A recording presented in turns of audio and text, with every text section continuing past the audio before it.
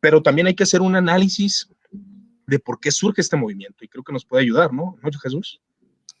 Sí, yo quisiera nomás como ir tomando las cuestiones históricas para después tener el desarrollo teológico. Perfecto. El pacto de las catacumbas se da en el tiempo del Concilio Vaticano II. Ahora, ¿qué pasa en el pacto de las catacumbas? Se reúnen varios sacerdotes en las catacumbas de Domitilia para firmar un compromiso conocido como el pacto de las catacumbas. Y este documento ha sido considerado como uno de los antecedentes de la teología de la liberación. Ahora, ¿qué pasaba con ese pacto de las catacumbas? Era un pacto en el cual decían que los sacerdotes se tenían que acercar al pueblo, tenían que vivir como ellos, deberían atenderlos, tenían que tener una actitud más pastoral. Entonces, es bastante interesante que cómo se va dando el desarrollo, ¿eh? Y ahora vamos a lo bueno, Brasil y Argentina, que realmente son los que realmente tienen el impulso de la teología de la liberación. Ahora, desde 1950, algunos cristianos brasileños empiezan a utilizar categorías marxistas, como el materialismo histórico, para analizar la sociedad. Aquí quiero ser bien claro, el materialismo histórico no per se no es ateo, es una manera de hacer una lectura dialéctica sobre la sociedad. Ahí es bueno aclararlo porque aún el escrito de Joseph Ratzinger, que bueno, que es una autoridad muy importante dentro de la Iglesia Católica, cardenal en ese entonces, él mencionaba que el tomar ideas del marxismo es tomar ideas ateas, ¿verdad?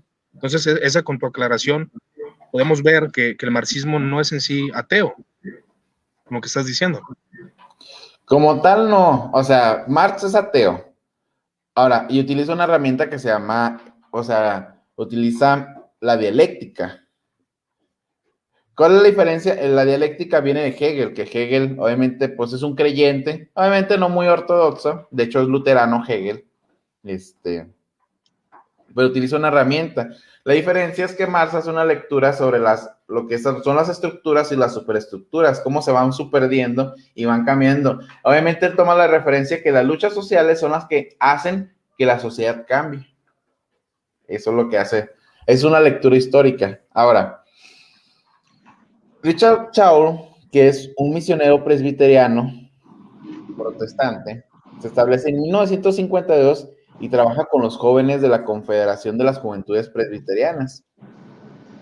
Ahora, ¿qué pasa? Se empieza a relacionar con la gente de las favelas y las zonas rurales. Su ascendencia entre los jóvenes protestantes crece cuando es nombrado secretario general de la Unión Cristiana de Estudiantes de Brasil. Y Shaul plantea algo bien interesante. Plantea de que si la revolución tendría un significado teológico.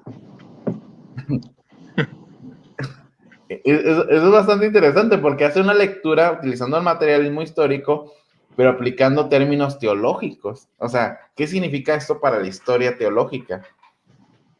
Él y algunos jóvenes protestantes empiezan a discutir estos temas con sacerdotes dominicos, intelectuales católicos, y desarrollan el sector de la responsabilidad social de la Confederación Evangélica del Brasil. Y establecen una misión en el barrio obrero de Villa Anastácio en Sao Paulo, que es uno de los más violentos.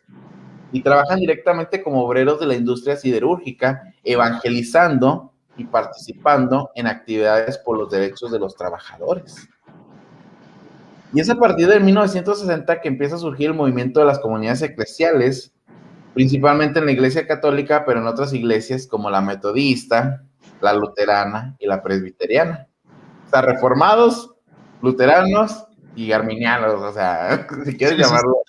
De todo entró al movimiento. De hecho, hay un exponente presbiteriano que tenía ideas parecidas a la teología de la liberación, el cual fue desechado por su denominación presbiteriana, por el trabajo que estaban haciendo, un trabajo social, ¿verdad? Entonces, conforme al contexto histórico que nos muestras, y es lo que rechazan aquellos teólogos que se consideran ortodoxos, referente a que es un movimiento hegeliano y marxista, ¿no?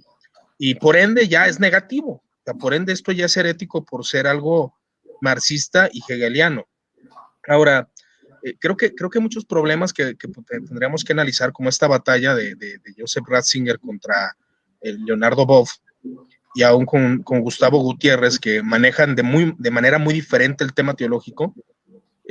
Yo considero que Leonardo Boff es un poco más sencillo en ese aspecto que Gustavo Gutiérrez, que se puede decir como el iniciador, ¿no? Como la cabecilla de este movimiento teológico, el cual enfatiza que los pobres, la iglesia necesita ser una iglesia para los pobres. Ahora, él utiliza mucha terminología tomista y trata de demostrar que la iglesia debe de ayudar no solamente en cuestiones espirituales, sino la cuestión material, es decir, la liberación. ¿Qué significa ser liberado? Que ellos toman esto de la teología de la liberación conforme a interpretaciones bíblicas de Éxodo, ¿no?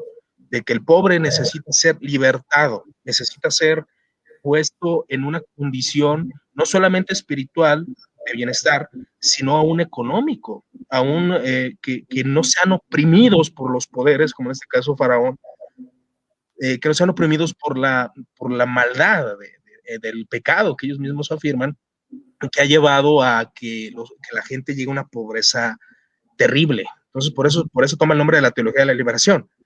La ayuda a liberar a los pobres de parte de la iglesia para que tengan condiciones sociales mejores.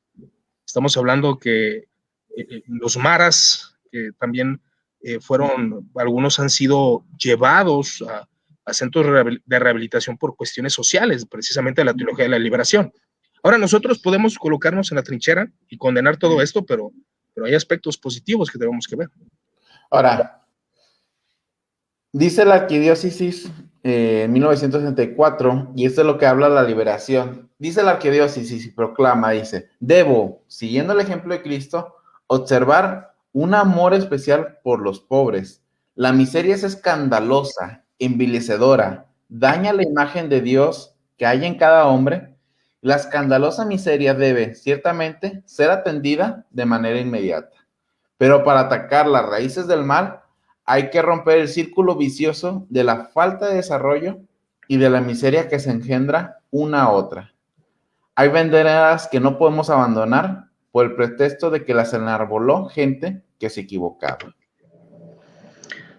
Ahora, en ese sentido, como tú lo afirmas, o sea, ellos dicen, bueno, la teología nos ha metido a cuestiones donde se tiene que verificar el contexto social, y ellos pregonan, y puede ser cierto, porque nosotros no podemos aplicar una teología europea a Latinoamérica así como así, que es lo que se pretende.